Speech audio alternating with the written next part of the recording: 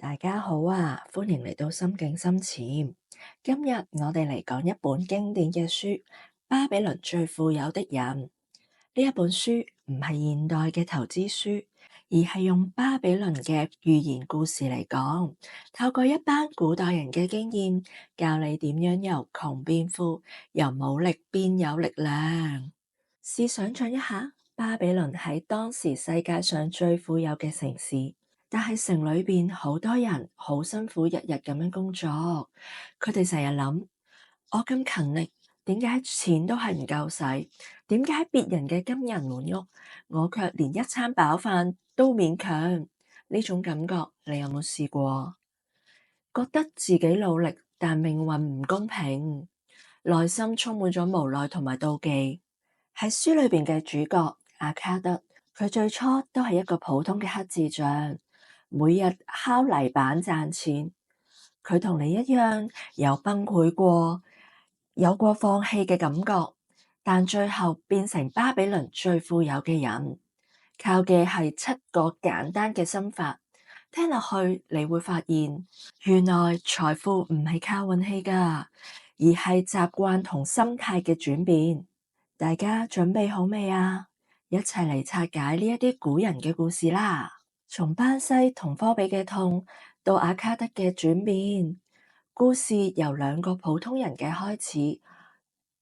做戰車嘅巴西爾同音樂家科比。巴西爾每日敲鐵打車，做到手都起晒枕啊！但錢袋永遠都係空空。有一日，佢坐喺個屋頂上面發呆，諗住自己一世都係咁辛苦噶啦，冇積蓄。內心好痛苦，我嘅青春同埋血汗都去咗邊啊？點解我永遠追唔上啲有錢人？科比一樣，彈琴彈到俾貴族聽，收入唔少，但一樣月月光。2個好朋友一齊嘆氣，決定要做一啲嘅改變。佢哋諗，不如我哋去請教城中嘅有錢人啦，學下佢哋點樣致富。於是佢哋揾咗好多好朋友，一齊去問巴比倫最富有嘅人阿卡德。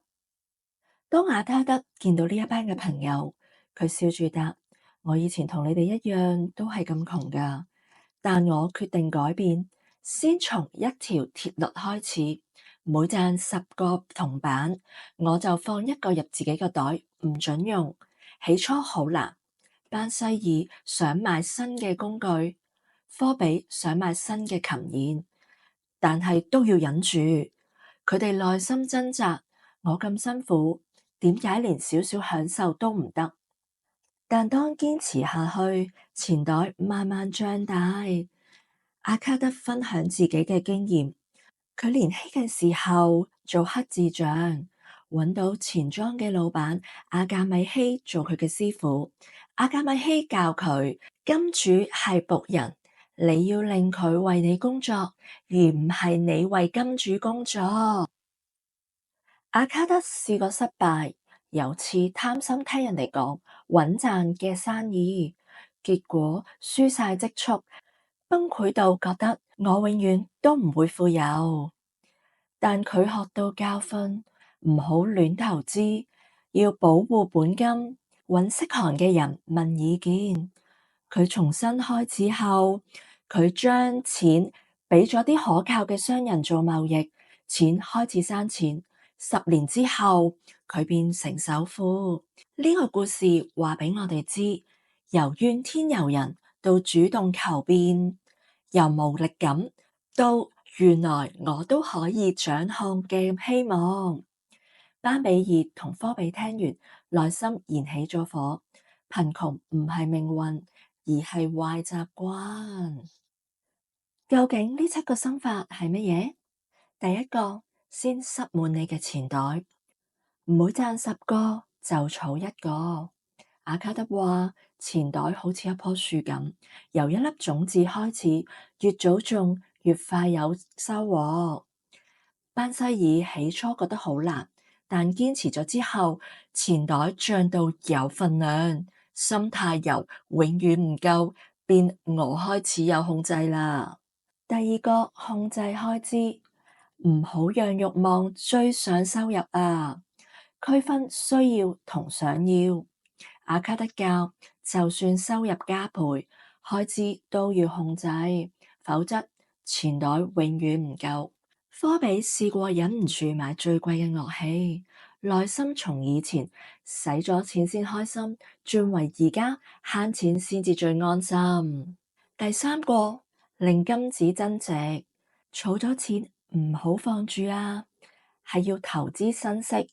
阿卡德將錢借俾商人，收利息，從金子生小金子一樣，心態由錢好難賺，變成錢會幫我賺錢。第四個，保護財富唔好輸晒，唔好貪高回報，避開唔熟嘅投資。阿卡德試過俾人呃，輸光後學到寧願少賺，都唔想輸本。第五個，擁有自己嘅住處，買屋住唔好永遠租。阿卡德話過，擁有屋係建立根基，可以用嚟做生意或者租嘅部分，由漂泊無依到有安全感。第六個係將來計劃收入，老咗都要使錢㗎。阿卡德教人早儲錢，為退休同埋家人準備。第七個，提升賺錢能力，唔好停步，要學習新嘅技能同埋真智慧。阿卡德由黑智障變首富，就係不斷咁樣進步。書裏邊仲有另外一個勉勵嘅故事，駱駝商人達巴西爾嘅故事。佢從奴隸到富翁，心態大逆轉。